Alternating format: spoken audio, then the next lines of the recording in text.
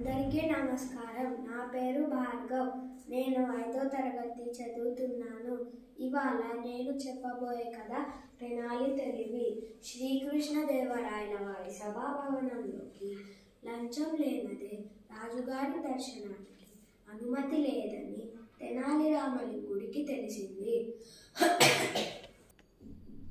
నిజాలు తెలుసుకోవడానికి తెనాలి రామలింగుడు మారువేషంలో సభాభవనంలోకి ప్రవేశించాలనుకున్నాడు. లోపలికి వెళ్తుంటే భటుడు అన్నాడు, ఆగు, శ్రీకృష్ణదేవరాయల వారు నన్ను పిలిచారు, నాకు బహుమతి ఇస్తా అన్నాడు. అయితే నాకేంటి లాభం?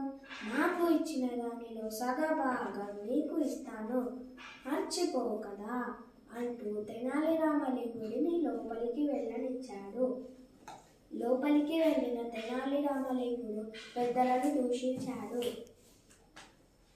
రాజు అన్నాడు, ఏం తెనాలి, హద్దులు దాటుతున్నావు, నీకు 100 కొరడా దెబ్బలు శిక్షగా విధిస్తున్నాను.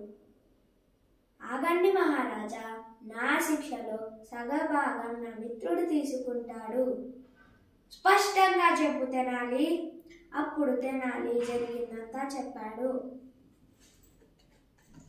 నా సామ్రాజ్యంలో లంచమా అని కోపంగా అంటూ భటుడిని పిలిచాడు. వచ్చిన భటుడికి కఠిన శిక్ష విధించి ఇంటి దొంగను పట్టించిన తెనాలికి 100 బంగారు నాణాలు బహుమతిగా ఇచ్చాడు. నీతి, కండబలం కన్నా బుద్ధి బలం గొప్పది.